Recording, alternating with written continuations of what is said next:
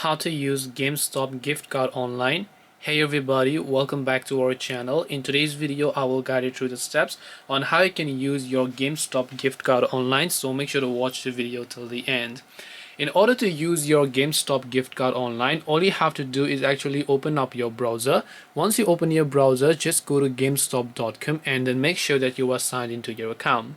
After you've done that, if you want to use a Gamestop gift card, you need to make sure to add the products that you want to your cart. So tap the cart icon from the top right hand side of the screen. Once you come to the cart page, just go to the checkout page by tapping the checkout option from the bottom. You can enter all of your shipping details and so on. And to use a gift card, if you look under the payment method, you can use a credit card as you normally would, but if you look closely enough, you'll find another option here known as add gift card or trade in credit. So all you have to do is tap the add gift card or trade in credit option, and then you simply want to make sure to enter your credit card number, your gift card number. And once you enter your gift card number and then hit the apply button, you'll be able to successfully go ahead and then redeem your Gamestop gift card online. This way you will be able to redeem your Gamestop gift card online. Hope this video was very helpful.